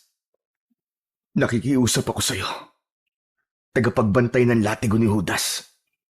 Ipagkaloob mo sa akin ang sandatang kailangan ko. Sana ay ako ang karapat-dapat na hinihintay mo. Nagsimulang akyatin ni Amaro ang bulkan pagkasabi niya noon. Ngunit nang nasa kalahati na siya, ay napahinto siya nang maramdaman niyang umuuga ang lupa. Nanlaki ang mga mata ni Amaro nang makita niya ang mga naglalakihang bato na gumugulong pababa mula sa itaas ng bulkan. Naiwasan niya ang ilang malalaking bato, ngunit nawalan siya ng balanse at nagpagulong-gulong siya pabalik sa ibaba. Malakas na humampas ang ulo niya sa isang bato at agad na nagdilim ang kanyang paningin. Sa muling pagbabalik ng ulirat ni Amaro, ay sumalubong sa kanya ang madilim na kalangitan. Impit siyang umungol nang maramdaman niya ang kirot ng sugat sa likod ng kanyang ulo. Kahit masakit ang buong katawan, ay tumayo pa rin si Amaro. Kinuha niya ang patalim sa bag at tumingin sa tuktok ng bulkan. Hindi ako pwedeng sumuko. Nangako ko kay Lolo Berting na uuwi ako dala ng babagang latigo ni Judas. Isa pa, kailangan ko magtagumpay para sa aking asawa at anak. Hindi nagtagal ay matagumpay nang narating ni Amaro ang gilid ng bunganga ng patay na bulkan. Sa gitna ay nakita niya ang isang napakalaki at malalim na hukay. Ang mga bato sa paligid ay kulay abo at itim na tila isang patunay na maraming beses nang sumabog ang bulkan na yun noon. May kakaibang amoy ang hangin, parang asupre na bahagyang nagpahirap sa paghinga ni Amaro. Mahigpit na hinawakan ni Amaro ang patalim. Humakbang siya papunta sa mismong tabi ng butas sa gitna at walang pag-aalinlangan na sinugatan niya ang kanyang kaliwang braso gamit ang patalim. Tiniis niya ang sakit at tapdi noon at itinapat niya ang dumudugo niyang braso sa mismong butas ng patay na bulkan. Matapos na ilang beses na mapatakan ni Amaro ng dugo niya ang bunganga ng bulkan, ay biglang yumanig ng malakas ang lupa. Isang napakalakas na tunog na parang kulog ang dumagundong at ang dating malamig na hangin ay naging mainit na tila apoy. Mula sa gitna ng hukay ay lumabas ang matinding liwanag at usok na sinundan ng pagsambulat ng apoy na tila may sariling buhay. Isang napakalaking nilalang ang unti-unting umahon mula sa kailaliman ng bulkan. Isa yung pulang dragon na nababalot ng apoy mula sa ulo hanggang sa buntot. Ang mga mata nito ay tila 20 pulang araw at sa bawat paghinga nito ay lumalabas ang usok na parang nagmumula sa mismong impyerno. Labis na nagimbal si Amaro sa pulang dragon. Napaatras siya, ngunit hindi niya magawang makatakbo. Sino ka? At pinambala mo ang aking pamamahinga. Huminga ng malalim si Amaro. Pinilit niyang kausapin ang pulang dragon sa kabila ng takot dahil mas mabigat ang kanyang layunin kesa sa takot. Makapangyarihang dragon! Ako si Amaro. Nandito ako para hingin sa'yo nagbabagang latigo ni Judas. Napakatagal na ring panahon bago muling may magtangkang kuhanin ang sandatang yan sa akin. At bakit nais mo na ibigay ko sa iyo ang nagbabagang latigo ni Judas? Nais ko magiganti sa mga aswang na pumatay sa aking asawa at anak. Hindi mawawala ang galit na nasa puso ko hanggat hindi ako nakakapaghiganti sa kanila. At iniisip mong karapat-dapat ka dahil sa galit? Hindi. Hindi lang po dahil sa galit makapangyarihan, dragon. Nandito ako dahil ayoko manatiling biktima. Hindi ako humihiling ng kapangyarihan para sa pansarili kong dahilan. Gusto kong tapusin ang kasamaan ng mga aswang na yon. Dahil naniniwala ako na ito lang ang paraan para mapigilan silang ulitin sa ibang ginawa nila sa akin at sa pamilya ko. Umahimik ang pulang dragon. Nakatingin yun kay Amaro na para bang binabasa nito ang laman ng kanyang buong pagkatao. Umalingaw-ngaw muli ang kulog, ngunit hindi galing sa langit, kundi galing sa ilalim ng lupa. Maya-maya pa ay bumuga ng apoy ang dragon at lumipad paikot sa bunganga ng bulkan. Mula sa bunganga ng bulkan ay unti-unting umusbong ang isang itim na latigo na nababalot ng nagbabagang apoy. Kunin mo ang nagbabagang latigo ni Judas. Buhat ngayon ay ikaw na ang nagmamayari nito. Hindi mo na kailangang patunayan ang iyong sarili sapagkat nakaguhit na noon pa man sa iyong palad na ito ay mapasayo. Lumapit si Amaro at dahan-dahang kinuha ang latigo. Nang mahawakan niya yon, ay mas naglagablab yun. Kahit konting sakit mula sa apoy na nakabalot sa latigo, ay wala siyang naramdaman. Matapos yun, ay bumalik na ang pulang dragon sa kailaliman ng bulkan. Biglang yumanigan lupa at bahagyang napaatras si Amaro. Nagsimula siyang tumakbo pababa ng bulkan habang hawak ang latigo. Mabilis ang hakbang niya dahil naramdaman niyang sasabog ang bulkan hanggang sa naglabas na ng usok at abo ang bulkan. Nang nasa baba na si Amaro, ay doon na tuluyang sumabog ang bulkan. Nagpalabas yun ng naglalakiyang nagbabagang mga bato. Patuloy lang siya sa pagtakbo hanggang sa tuluyan na siyang makalayo sa bulkan. Hindi makapaniwala si Amaro na nagtagumpay siyang kunin ang nagbabagang latigo ni Judas. Agad niyang naramdaman ang koneksyon niya sa mahiwagang latigo. Natuklasan niya na kaya niya yung utusan na paglahuin ang nakabalot doong apoy upang magmistula yung normal na latigo. At kapag malakas niya yung inihahampas sa lupa, ay muli yung magbabaga at babalutin ng apoy. Hindi na huminto si Amaro sa paglalakbay pabalik sa bahay ni Lolo Berting dahil nais niya nang ipaalam sa matanda ang magandang balita na kailangan nitong malaman. Hanggang sa wakas ay natanaw na ni Amaro ang kubo ni Lolo Berting. Umaga na nang makarating siya roon. Naabutan niyang abala si Lolo Berting sa pagsisibak ng mga kahoy. Pagkakita sa kanya ni Lolo Berting ay natigilan ito. Binitiwan nito ang palakol at nagmamadaling lumapit sa kanya. Hindi nito inalis ang tingin sa hawak niyang latigo. Iyan na ba? Iyan na ba ang nagbabagang latigo ni Judas? Opo. Opo, Lolo Berting. Nagtagumpay po ako. Pero parang normal na latigo lamang yan. Sigurado ka ba na yan talaga yon? Ngumiti si Amaro. Malakas niyang inihampas ang latigo sa lupa at agad yung nagbaga at binalot ng galit na apoy.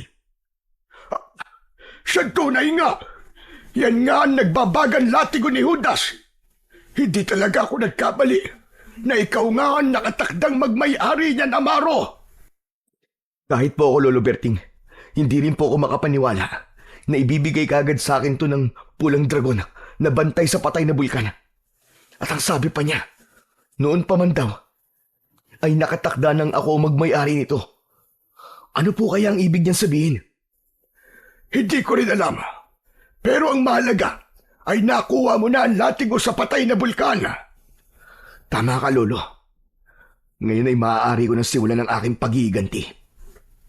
Ang kailangan ko lang gawin ay ang alamin kung nasan si Argus at ang mga alagad niyang aswang. Humanda talaga sila dahil uubusin ko sila at gagawin ko silang mga abo. Tumiim ang bagang ni Amaro. Gaya ng paglagablaba ng apoy sa kanyang latigo, ay naglalagablab din ang puot sa kanyang puso. Simula noon ay sinimulan na ni Amaro na pag-aralan at sanayin ng sarili sa paggamit ng nagbabagang latigo ni Judas. Paminsan-minsan ay nagbibigay ng suwestyon at payo sa kanya si Lolo Berting sa tamang galaw kapag aatake at dedepensa siya gamit ang latigo. Ramdam ni Amaro na sa tuwing hawak niya ang latigo ay may kakaibang lakas na bumabalot sa kanyang katawan. Nagbibigay yun ng lakas at tapang na hindi pa niya kailanman naramdaman sa buong buhay niya. Paminsan-minsan ay bumabalik pa rin si Amaro sa baryong minsan naging tahanan nila ng kanyang pamilya. Tahimik siyang nagmamasid at nakikinig sa usapan ng mga tao roon. Nalaman niyang patuloy pa rin ang pagsalakay doon ng mga aswang at naisip niyang gamitin ang bagay na yon upang malaman niya kung saan ang kuta ng kanyang mga kalaban. Hanggang isang gabi, natsyempuan ni Amaro ang pagsalakay ng mga alagad na aswang ni Argus sa baryo. Matapos ang pagsalakay ng mga yon, ay sinundan niya ang mga aswang at nalaman niya na nagtatago ang mga yon sa gitna ng maliit na lambak. Masaya siyang bumalik sa bahay ni Lolo Berting dahil sa wakas ay nalaman na niya kung nasaan ang kuta ni na Argus. Pagdating ni Amaro sa bahay ni Lolo Berting ay gising pa ang matanda. Lolo Berting, ang aga niyo naman pong magising. Madaling araw pa lang po ah. Hindi pa ako natutulog. Hinihintay kasi kita dahil napansin ko na napapadalas ang pag-alis-alis mo tuwing gabi. Yun po ba? Nagpupunta po kasi ako sa baryo kung saan ako nakatira dati. Alam ko po na muling aatake ron sina Argus. At hindi nga po ako nagkamali. Umatake ang mga alagad niya kanina. Ibig sabihin ay nakipaglaban ka na sa mga aswang gamit ang iyong latigo. Hindi pa po. Dahil hindi ko nakita si Argus kanina sa mga aswang na umatake sa baryo. Ang ginawa ko ay sinundan ko yung mga aswang. At yun na nga, nalaman ko kung saan sila nagtatago. Sigurado ako na nandun si Argus. Ang bala ko ay umatake sa pinagtataguan nila bukas ng gabi. Gusto ko na kahit paano ay magkaroon sila ng laban sa akin, Lolo Berting. Sigurado ako na matatalo mo sila, Amaro. Lalo na't hawak mo na ngayon ang nagbabagan latigo ni Judas. Kahit ang sinabi mo si Argus na pinuno ng mga aswang, ay kayang-kaya mong patayin gamit ang sandatang yan. Nang sandaling yon, ay naramdaman ni Amaro na malapit na niyang makamit ang paghihiganti na nais niyang mangyari. Alam niya na matatahimik na ang kaluluwa ng kanyang mag-ina sa sandaling mapatay niya ang mga aswang na kumitil sa mga ito. Hindi na natulog si Amaro ng araw na yon. Nang sumikat ang araw, ay nagsimula na siyang magsanay sa paggamit ng nagbabagang latigo ni Judas. Napahinto siya sa ginagawa nang lapitan siya ni Lolo Berting. Napansin niya ang bitbit nitong bayong na puno ng iba't ibang gulay. Aalis po ba kayo, Lolo Berting? Oo, ibibenta ko itong mga sobrang gulay na ani ko sa baryo. Sayang naman kung mabubulok lang ang mga ito. Sige po, ako naman po ay magsasanay lang dito. Kailangan ko makasiguro na mananalo ko kapag nagkaharap na kami ni Argus. Mabuti yan. O siya, paano? Mauuna na ako. Mag-iingat po kayo, Lolo Berting. Nakangiting tumango si Lolo Berting at nang nakaalis na ito ay ipinagpatuloy na ni Amaro ang kanyang pagsasanay. Palubog na ang araw nang dumating si Lolo Berting. Napakasaya nito dahil naubos ang mga gulay na itininda nito. Nagluto na ito ng pagkain nila para sa hapunan at nang dumilim na ay nagsimula na silang kumain. Tuloy ka ba ngayon sa plano mong pagpunta sa pinagkukutaan ng mga aswang? Opo, Lolo.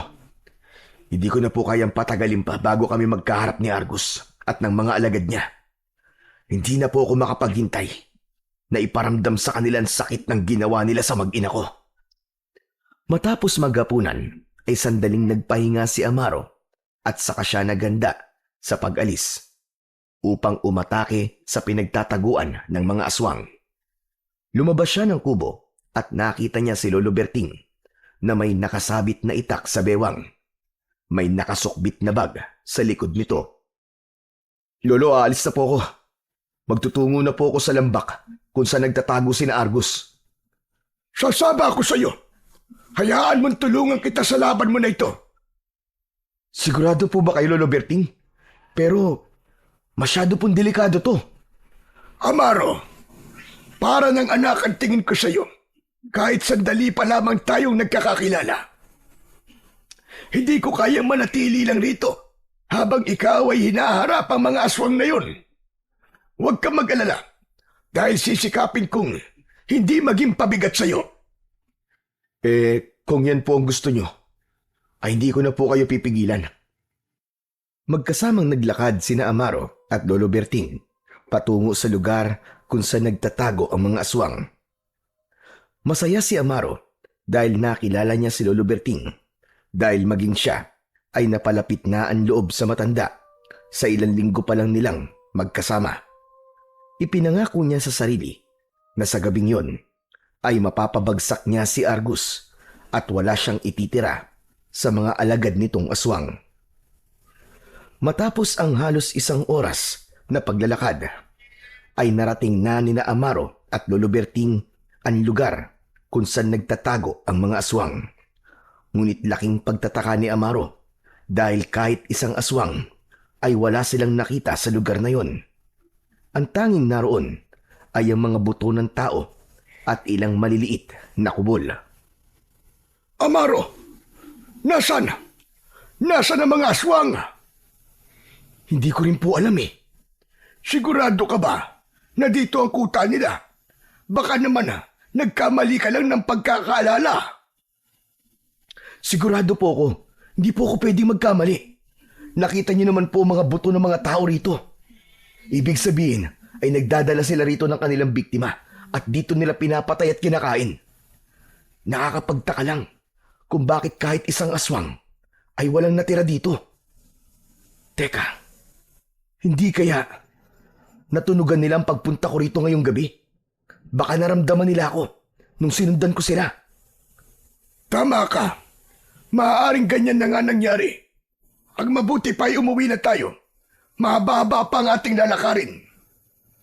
Nauna nang maglakad si Lolo Berting, pero si Amaro ay nanatili sa kanyang kinatatayuan. Luminga siya sa paligid at nanlaki ang mga mata niya nang may nakita siyang kung anong gumalaw sa likod ng isang puno sa hindi kalayuan. Nahuli rin ng kanyang paningin ang pagkislap ng isang pares ng mga mata sa dilim. Mabilis na tumakbo si Amaro patungo roon at inihampas niya ang latigo sa lupa. Agad yung nabalot ng apoy kaya bahagyang nagkaroon ng liwanag sa paligid. Doon na niya nakita ang isang aswang na nagtatago sa likod ng isang puno. Bumakas ang gulat sa mukha ng aswang nang makita nito na papalapit si Amaro. Tatakas pa sana ang aswang pero agad itong hinagupit ni Amaro ng latigo sa likod. Alalay lang ang paghampas na ginawa niya dahil wala pa siyang balak na patayin ito. Gumuhit ang apoy sa likod ng aswang at napasigaw ito. Sumubsob sa lupa ang aswang. Agad itong tumiyaya at nang tatayo na ito ay agad itong tinapakan ni Amaro sa dibdib. Payat ang katawan ng aswang. Sigurado si Amaro na isa yun sa alagad ni Argus. Lumapit si Lolo Berting at nagulat ito nang makita ang aswang. Anak na nga! Anong klaseng nilalang yan ng dilim? Isa siya sa mga alagad ni Argus, Lolo Berting. Ngayon lang ako nakakita ng aswang at talagang ang nakakatakot ang itsura nila. Hindi lang ang itsura nila ang nakakatakot, kundi ang paraan nilang mag-isip. Pumapatay sila ng walang dahilan, gaya ng ginawa nila sa aking asawa at anak. Umaling ang nanlilisik na mga mata ni Amaro sa aswang na kahit anong pagpupumiglas ay hindi magawang makawala. Magsalita ka, aswang! Alagad ka ba ni Argus? Argos? Sinong Argos? Wala akong kilalang Argos. Inalis ni Amaro ang paa niya sa dibdib ng aswang at hinampas niya ito ng nagbabagan latigo sa dibdib. Aray ko! Tama na! Tama na! Sabihin mo sa akin ang totoo. Alagad ka ba ni Argus? Oo na! Magsasabi na ako ng totoo. Alagad na ako ni Argos. Inutusan niya akong maiwan dito para tignan kung ano ang gagawin mo. Kung ganun, ay tama nga ang aking hinala. Alam niyo na pupunta ako ngayong gabi rito. Kaya kayo umalis, tama ba? Oo, tama ka. Paano niyo nalaman na pupunta ako rito ngayon? Magsalita ka! Hindi ko alam. Wala akong alam. Basta sinunod ko lang ang utos ni Argos. Inampas muli ni Amaro ang aswang gamit ang latigo. Tumama yun sa kaliwang braso ng aswang at muli itong pumalaw. Patuloy na nakiusap ang aswang habang umaatras hanggang sa napasandal na ito sa katawan ng isang puno. Magsalita ang hayop ka! Sabihin mo kung paano nyo nalaman na pupunta ako rito ngayon! Maniwala ka. Hindi ko talaga alam. Si Argos lang ang nakakaalam kung bakit. Ako'y isa lang sa mga alagad niya na sumusunod sa mga utos niya nang hindi na nagtatanong. Alam mo ba ang gagawin ko sa'yo? Kapag hindi ka nagsalitang demonyo ka, papatayin kita gamit ang aking nagbabagang latigo. Magpasalamat ka dahil napipigil ko pa ang galit ko. Dahil kayang-kaya kitang patayin dito ng isang hampas lang. Maawa ka. Huwag mo akong papatayin. Marami pa akong pangarap sa buhay. Sira ulo ka. At anong pangarap mo? Ang mas marami pang mapatay at makain na tao? Ano pa nga ba? Aswang ako. Sinasayang mo lang ang oras ko. Total, wala naman akong makukuhang impormasyon mula sa'yo. Ay papatayin na lang kita. Itinaas ni Amaro ang kamay niyang may hawak sa latigo. Ngunit bago pa yun lumapat sa katawan ng aswang, ay hinawakan ni Lolo Berting ang kamay ni Amaro. May pagtataka siyang napatingin sa matanda. Lolo Berting, bakit niyo po ako pinigilan? Huwag mo muna siyang patayin. Pero Lolo Berting, wala na po tayong makukuhang impormasyon sa kanya. Sigurado ako na may alam siya, pero ayaw niya lang magsalita. Mukhang hindi ko rin siya mapipilit, kaya dapat na siyang mamatay. Huwag muna, Amaro. May naisip akong paraan kung paano natin mahanap ang pinagtataguan ni Argos. Paano po? Hindi mo na sumagot si Lolo Berting. Ibinaba na ni Amaro ang kanyang kamay at saka lang yun binitiwan ng matanda. Nilapitan ni Lolo Berting ang aswang at hinugot nito ang itak mula sa kaluban na nakasabit sa bewang nito. Itinutok nito ang talim ng itak sa leeg ng aswang Bumakas ang takot sa mukha ng aswang at nagsimulang manginig ang buong katawan nito. Marahil ay totoong hindi mo talaga alam kung paano nalaman ni Argos na atake sa lugar na ito si Amaro. Oo, tama ka. Tama ka, tanda, tama ka. Pero sigurado kung alam mo kung saan ngayon nagtatago ang pinuno nyo at ang iba pang aswang, tama? Ay, hindi ko alam. Hindi ko alam ang sinasabi mo. Huwag kang magsinungaling. Nakikita ko sa mga mata mo na alam mo. Ipapaalam ko lang sa'yo na kung kaya kang patayin ng nagbabagang latigo sa isang ampas lang, ay kaya ka rin patayin ng itak ko. Isang taga ko lang sa leeg mo, ay dederecho ka na sa impyernong hayop ka. Kaya magsalita ka. Alam mo ba kung saan nagtatago ang mga kasama mong aswang? Hindi sumagot ang aswang, kaya mas inilapat pa ni Lolo Berting ang talim ng itak sa leeg ng aswang. Oo na! Oo na! Amin na ako!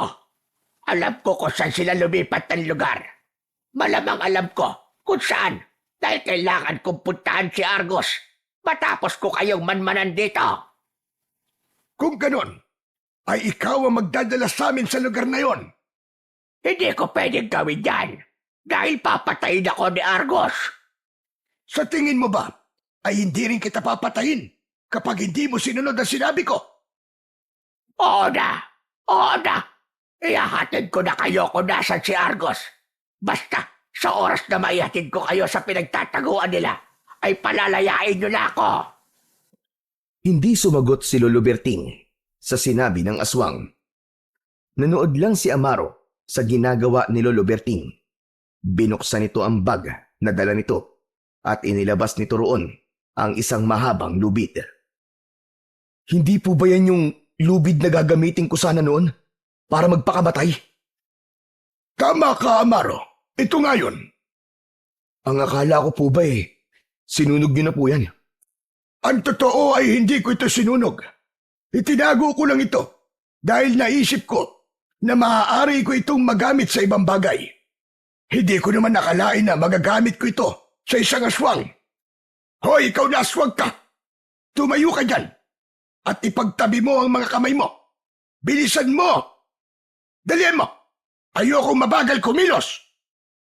Sa tingin mo ba ay makakatayo ako ng mabilis matapos akong paggampasin ng kasama mo ng latigo niyang nag-aapoy? Huwag ka nang marami sinasabi. Napakadaldal mo. Gawin mo na lamang ang sinasabi ko. Bilisan mo! Tayo na! Nahihirapang tumayo ang aswang. Bakas sa mukha nito ang sakit sa mga sugat na natamo nito. Ipinagdikit nito ang mga kamay nito at tinalian yon ni Lolo Berting gamit ang lubid. Ngayon, maglakad ka na at dalhin mo kami kung nasan si Argos. Huwag kang magkakamaling iligaw kami dahil papatayin talaga kita. Lalaslasin ko lalamunan mo. Nagsimula na maglakad ang aswang habang ang kabilang dulo ng lubid ay hawak ni Lolo Berting. Magkasabay na naglakad sina Amaro at Lolo Berting habang sinusundan nila ang aswang na nasa kanilang unahan. Hanep pa! Ang galing po ng naisip niyong ito, Lolo Berting. Ang totoo po ay hindi ko naisip kanina to kasi nga galit na galit ako. Sinabi ko naman sa iyo, hindi ka makakapag-isip ng maayos kapag hinayaan mong pangunahan ka ng galit. Pero sa tingin niyo po ba, ay dadalhin talaga tayo ng aswang na yan kung nasan sila Argos? Siguro naman ay oo. Mukhang takot siyang mamatay eh. Ipagdasal na lang natin na dadalhin niya talaga tayo kung nasan ang mga aswang na hinahanap natin. Wala tayong magagawa kundi ang magtiwala sa aswang na yan. Tama ka, Lolo Berting. Siya lang ang nakakaalam kung nasan ngayon sina Argos. Salamat nga po pala at sinamahan niyo ko rito. Kasi kung wala kayo, malamang ay pinatay ko na ang aswang na yan kanina at hindi ko naisip ang bagay na to. Nagpatuloy sina Amaro at Lolo Berting sa pagsunod sa aswang. Umasa si Amaro na hindi sila lilinlangin ng aswang na maghahatid sa kanila sa pinagtataguan ni Argos. Nais niya na matapos na ang lahat sa gabing yun, hindi na siya makapaghintay na makaharap si Argus upang ipakita rito na nagkamali ito sa desisyong buhayin pa siya. Halos mag-iisang oras nang naglalakad sina Amaro pero nasa loob pa rin sila ng kagubatan. Kanina ay panailangan sunod nila sa aswang pero nang mapansin niyang tila paikot-ikot na sila ay doon niya na naramdaman na parang may mali. Nilakihan niya ang pagakbang at nilapitan ng aswang na nasa kanilang unahan. Bigla niyang inihampas sa lupa ang latigo at agad yung naglagablab. Napaatras ang aswang at bumakas ang takot sa mukha nito. Anong gagawin mo sa akin? Pwede bang ilayo mo sa akin ang latigo na yan? Ikaw ha? Niloloko mo ba kami? Akala mo ba hindi ko napapansin na pinapaikot-ikot mo lang kami? Anong pinapaikot-ikot? Hindi totoo yan. Huwag ka kasing mainipin. Maniwala ka sa akin. Malapit na tayo sa pinagtataguan ni na Argos. Maniwala ka! Sinungaling! Pinapagod mo lang kami sa paglalakad. Papatayin na lang kita! Amaro, wag! Wag mo munang patayin ang aswang na yan. Kailangan pa natin siya. Kapag pinatay mo siya, ay mas lalo tayong mahihirapan na hanapin kung nasan si Argos. Pero Lolo Berting, pinaglalaroan lang tayo ng hayop na to eh. Hindi niya tayo tinutulungan eh. Marahil ay pinaglalaroan niya nga tayo. At mas lalo niya tayong inilalayo kung nasaan ang hinahanap natin. Pero isipin mo na mas mabuti na ang buhay siya.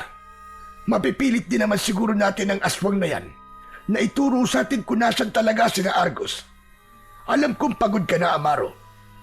Ang mabuti pa magpahinga na muna tayo kahit sandali lang. Mahaba pa ang gabi at marami pa tayong oras para hanapin kung nasan si Argos. Pero Lolo Berting, hindi ko kaya magpahinga sa oras na to. Gusto ko nang makaharap ang mga aswang na pumatay sa aking pamilya upang magbayad sila sa kasalanang ginawa nila sa akin. Ngunit baka mahirapan kang labanan sila kapag pagod ka. Sige na, magpahinga na muna tayo. Makinig ka na lamang sa akin. Hindi muna nagsalita si Amaro upang pag-isipan ang sinabi ni Lolo Berting. Aminado siyang pagod na siya nang dahil sa paglalakad. Masakit na ang mga paa at binti niya. Kung magpapahinga tayo, paano ang siraulong aswang na yan? Itatali ko siya sa isang puno habang nagpapahinga tayo. Pagod na rin ako, Amaro.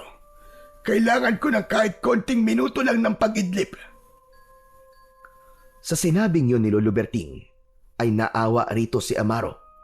Pumayag na siya na magpahinga muna sila ng sandali bago ipagpatuloy ang kanilang paglalakad.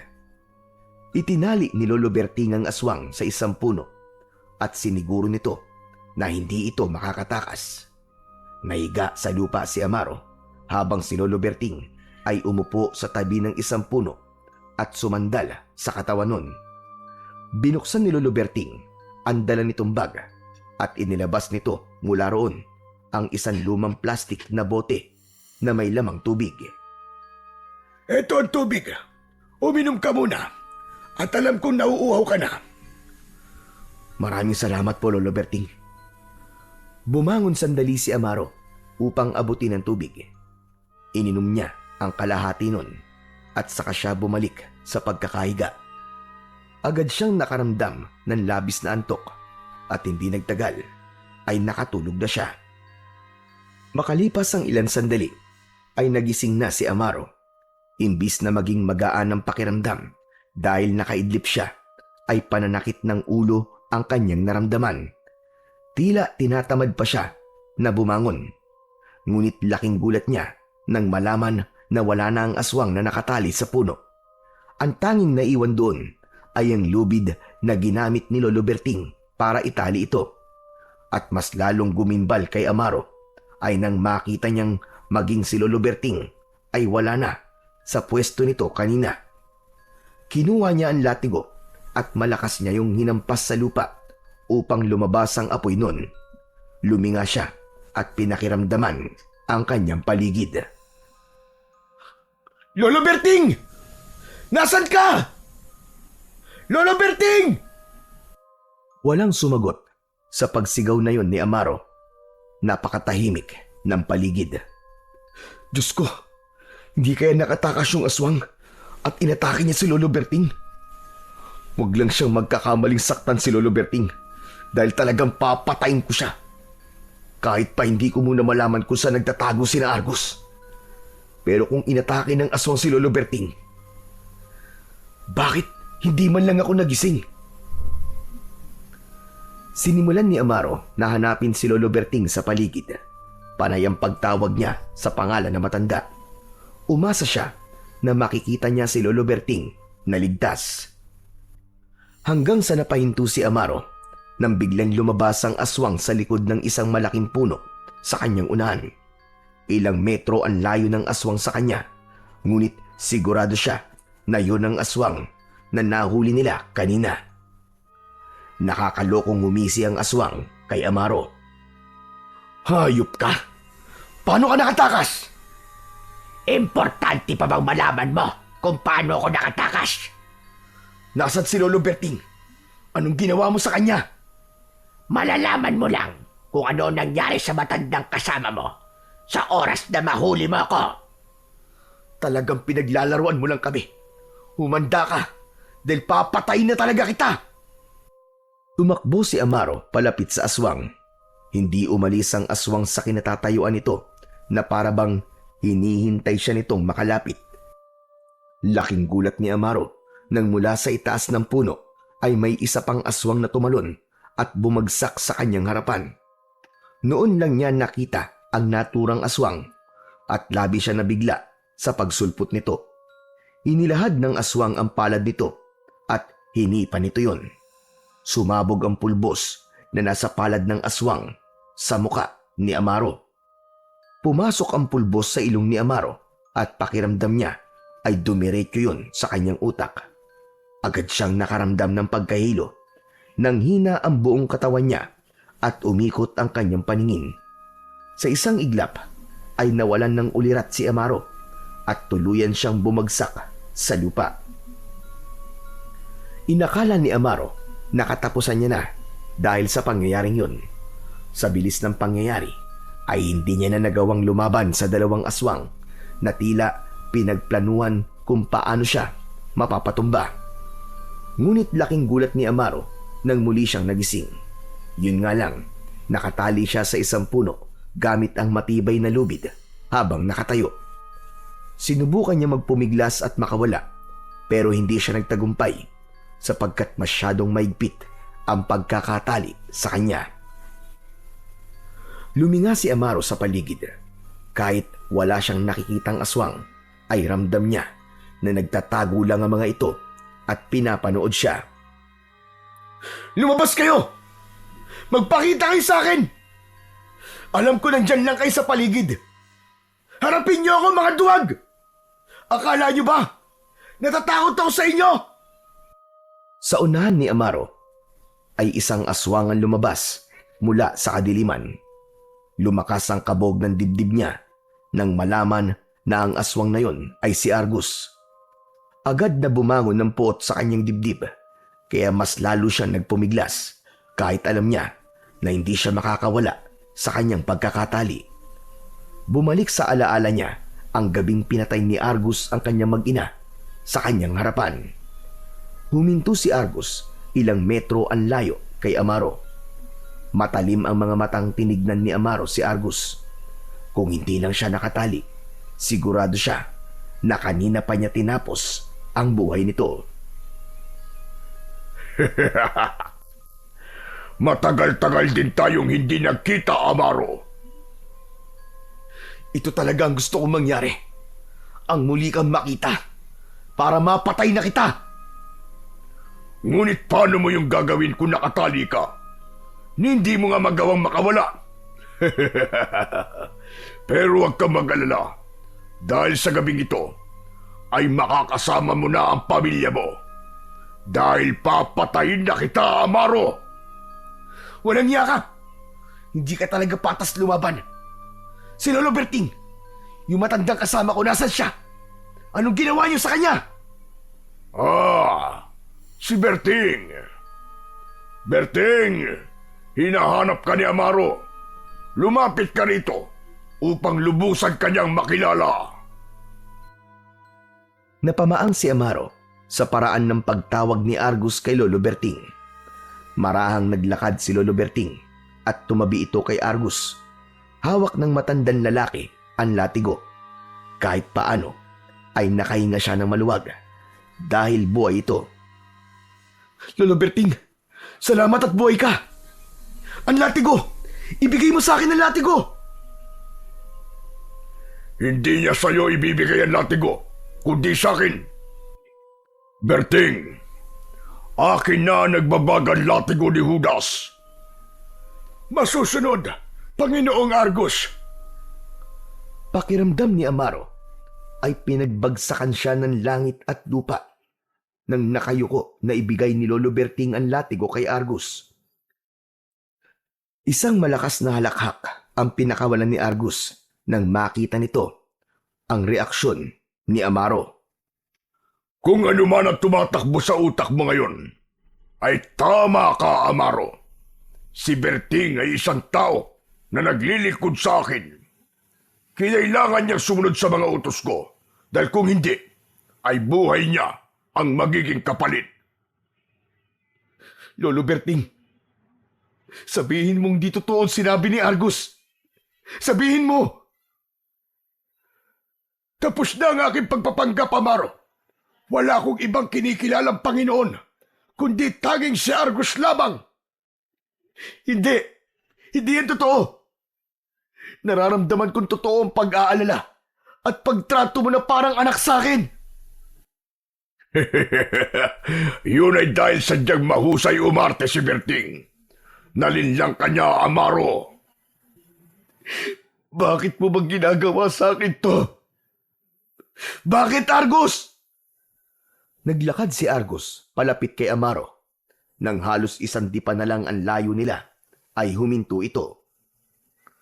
Dahil alam ko noon pa man na ikaw ang itinakdang makakakuha sa nagbabagang latigo ni Judas. Sinabi sa akin ng isang manghuhulang aswang na tanging ikaw lang ang makakakuha nito dahil ang iyong angkan ay nalilinya sa dugo ni Judas. Matagal ko nang nais na makuha ang sandatang ito, kaya pinagplanuhan ko ng mabuti ang lahat. Mula sa pagpatay ko sa pamilya mo para mabuhay ang galit sa iyong puso. Para naisin mo na maghiganti hanggang sa pagtatagpo ni Berting upang siya magsabi sa iyo ng tungkol sa latigo. At siya rin na nagsabi sa akin na sasalakay ka sa aming kuta, kaya kami nakaalis kagad doon. Lahat ng yun ay upang makuha ko nagbabagang latigo ni Judas na ngayon ay nasa aking mga kamay na. Maraming salamat sa iyo, Amaro. Hayop ka! Hayop ka, Argus! Nang dahil lang sa sandatang yan, ay pinatay mo ang pamilya ko! Bakit hindi? Ngayong ako na nagmamay-ari ng latigong ito, ay ako na ang pinakamalakas na aswang. Ako na ang magiging hari ng bunlipi ng mga aswang. Wala nang mas lalakas pa sa akin at katatakutan na ako ng lahat. At ako na ang bagong magiging Panginoon ng lahat. Mapapatay mo man ako ngayon, pero isinusumpa ko na hindi ka pa rin magtatagumpay, Argus! Isang nakakalokong ngisi ang pinakawalan ni Argus. Malakas nitong inihampas sa lupa ang latigo, pero hindi yun naglagablab. Muli nitong inihampas ang latigo sa lupa, pero nanatili pa rin yung ordinaryong latigo. Nawala ang ngiti ni Argus at napalitan yun ng pagtataka. Berting, ang sabi mo ay dapat ko lang ihampas ng malakas ang latigo sa lupa at lalabas na ang kapangyarihan nito. Bakit ganun? Bakit walang nangyayari? Panginoon, hindi ko po alam. Nakikita ko lang si Amaro na inihahampas ang latigong yan sa lupa ng malakas. Tapos bigla na yan maglalagablab. Ilang beses ko nang ginawa yun, ngunit walang nangyayari. Marahil alam ng latigo kung sino ang totoong nagmamayari sa kanya. Nakakatawa ka, Argus. Nagtagumpay ka nga kunin ang latigo sa akin, pero ayaw naman itong magpagamit sa'yo. Ano pa silbi niyan? Sinayang mo lang ang lahat ng plano mo. Nakakatawa ka. Manahimik ka! Alam kong may paraan upang ako ang kilalanin ng latigong ito bilang bago niyang tagapangalaga. Kailangan kong kausapin ang mangkukulam na aswang dahil sigurado ko na alam niya ang kasagutan. Berting, ikaw na ang bahala kay Amaro. Ano ang gagawin ko sa kanya, Panginoon? Ano pa nga ba? Patayin mo siya. Tutal ay hindi ko na siya kailangan. Nasa akin na ang latigo at ang kailangan ko na lang gawin ay ang mailipat sa akin ang pagmamayari nito. Masusunod, Panginoon. Malalaki ang mga hakbang na naglakad palayo si Argus. Nang wala na ito, ay humarap si Lolo Berting sa kanya. Hindi pa rin makapaniwala si Amaro na lahat ng ipinakita sa kanya ng matanda ay pawang pagpapanggap lang lahat. Paano mo nagawa sa akin to, Lolo Berting? Pinagkatiwalaan kita. Yun pala'y ginamit ko lang ako para makuha ang latigong yun. Hindi nagsalita si Lolo Berting. Diretso lang itong nakatingin kay Amaro. Maya-maya pa ay hinugot na nito ang itak mula sa kaluban na nakasabit sa bewang nito. Dahil walang paraan upang makawala si Amaro, ay tinanggap na lang niya na yun na ang kanyang katapusan. Pumikit si Amaro nang itaas ni Lolo Berting ang itak upang tagain siya. Maya-maya ay narinig niyang tumama ang talim ng itak, ngunit hindi sa kahit na anong parte ng katawan niya. May pagtatakang ibinukas niya ang kanyang mga mata at nagulat siya nang malaman na ang lubid na nakatali sa kanya ang tinaga ni Lolo Berting. Nang makawala na si Amaro sa pagkakatali, ay hindi pa rin siya makapaniwala sa ginawa ng matanda. Teka, naguguluhan ako eh. Ano pong ginawa niyo? Akala ko ba'y papatayin niyo na ako? Una sa lahat, ay nais kong humingi ng tawad sa iyo dahil sa panlilinlang na aking ginawa. Pero kailangan kitang dalhin sa sitwasyon na ito upang matapos na ang kasamaan ni Argus. Dahil matagal ko nang gustong makawala sa kanya. Pagod na akong maging sunod-sunuran sa kanya. Ang ibig niyo po ba't sabihin hindi talaga kayo kakampi ni Argus? Tama ka, Amaro. At kung may plano siya kung paano makukuha ang latigo, ay meron din akong planong pabagsakin siya. Mula umpisa ay kakampi mo ko. Ngayon, patayin mo na si Argus upang maipaghiganti mo na ang iyong pamilya at para makalaya na ako. Pero paano ko po gagawin yun kung wala sa akin ang latigo? Mula sa bag na nasa likod ni Lolo Berting ay inilabas nito ang isa pang latigo. Inabot nito yon kay Amaro at hindi makapaniwalang tinignan niya yun. Gaya na sinabi ko, ay may plano rin ako. Kinopya ko ang totoong nagbabagang latigo ni Judas kapag ito ay nasa normal nitong anyo. Yun ang hawak ngayon ni Argus. Ngunit ang latigong yan ang totoong may kapangyarihan, Amaro. Sa labis na kasiyahan ni Amaro, ay hindi niya napigilang yakapin si Lolo Berting. Maraming salamat po, Lolo Berting. Tama nga talaga nararamdaman ko na totoong pagmamalasakit na ipinakita niyo sa akin. Saka na tayo mag-usap.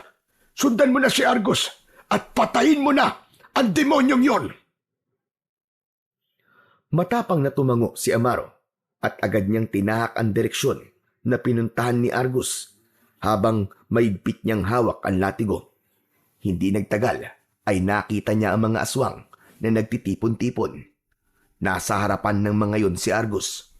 May sinasabi ito sa mga alagad nito pero hindi niya yon iniintindi dahil ang tanging nasa isip niya ay ang patayin si Argus. Matapang na naglakad si Amaro palapit sa mga aswang. Nang makita siya ni Argus ay labis itong nagulat. Amaro, paano ka nakawala? Sabihin na nating ikaw ang nagkamali ng pagkakakilala kay Lolo Berting. At hindi ako. Malakas na inihampas ni Amaro ang latigo sa lupa. Gumapang ang naglalagablab na apoy sa latigo. Agad naramdaman ni Amaro ang naglalagablab na lakas sa loob ng kanyang katawan.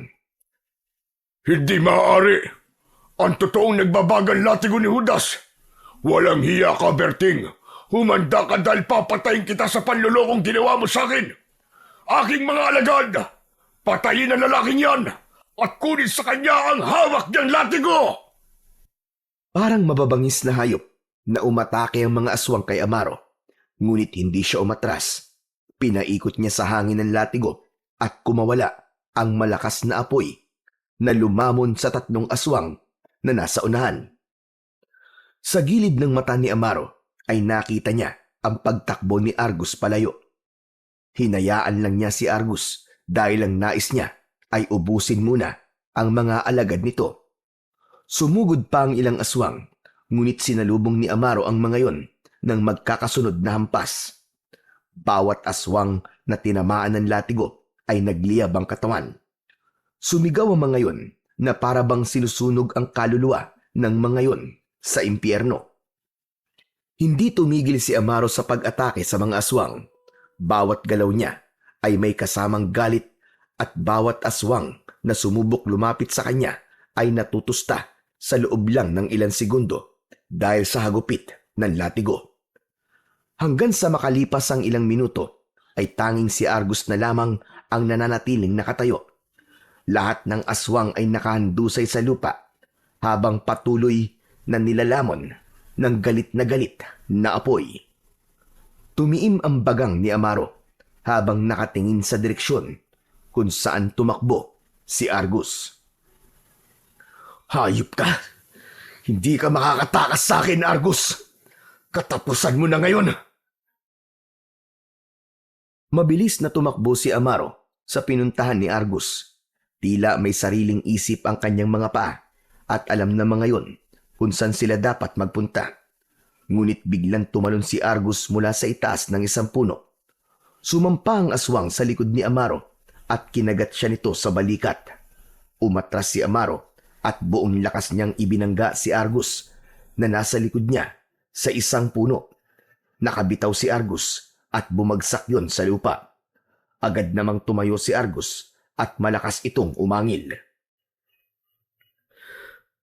Hindi ko akalaing duwag ka pala, Argus. Talagang iniwanan mo mga alagad mo para makipaglaban sa akin. Sa bagay, marahil ay alam mong wala kang laban sa akin dahil sa latigong hawak ko. Mapatay mo man ako ngayon, ay hindi pa rin nun mababago na ako ang pumatay sa mag-ina mo. Pero kung sa tingin mo, ay hahayaan lang kitang patayin ako nang hindi ako lumalaban, ay nagkakamali ka! Malakas na sumigaw si Amaro, saka siya sumugod kay Argus. Hinampas niya ito ng latigo sa binti.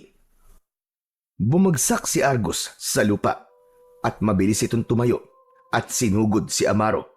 Umilag naman si Amaro nang tangkain siyang sunggaban ni Argus. Bumuelo siya at inihampas ang latigo sa leeg ni Argus. Pumulupot yon sa leeg ng aswang. Malakas siyang hinila ni Amaro at napasigaw si Argus dahil sa labis na sakit. Nanghihinang napaluhod si Argus hanggang sa tuloy na itong napahiga habang habol ang paghinga. Nilapitan ni Amaro si Argus at tinignan niya ito sa mata. Hayop ka! Hindi lang to para sa aking mag-ina, kundi para rin sa iba niyo pang nabiktima. Ngayon, tapos na ang kasamaan mo, Argus! Isang malakas na hampas ang pinakawalan ni Amaro at tumama yon sa mukha ni Argus. Hindi pa rin natapos si Amaro at walang tigil niyang hinampas ng nagbabagang latigo si Argus. Tuluyan ang nilamon ng apoy si Argus habang sumisigaw ito. Nang mawalan na ng buhay si Argus, ay nawala na ang bigat sa kanyang dibdib. Kahit konting pagsisisi sa ginawa niyang pagpatay kay Argus ay wala siyang naramdaman. Hanggang sa napaluhod siya at hindi niya napigilan ang mapaiyak. Lira, asawa ko. Gabi, nabigyan ko na ng hustisya ang inyong pagkamatay. Sana ay wala na kayong sakit na mararanasan kung nasan man kayo ngayon. Mahal na mahal ko kayo. Isang maraang pagtapik sa likod ang naramdaman ni Amaro. Nang tumingala siya, ay nakita niya si Lolo Berting. Nakangiting inilahad ng matanda ang isang kamay na agad namang inabot ni Amaro. Tinulungan siya nitong makatayo. Maraming salamat, Amaro. Ngayong wala na si Argus, ay malaya na ako. Wala nang magkokontrol sa akin at magdidikta sa kung ano ang dapat kong gawin. Masaya po ako para sa inyo, Lolo Berting. Maraming salamat din po sa lahat po ng tulong niyo sa akin. At patawad kung dinala kita sa sitwasyon na ito. Wala ka na po dapat ihingi ng tawad sa akin, Lolo Berting.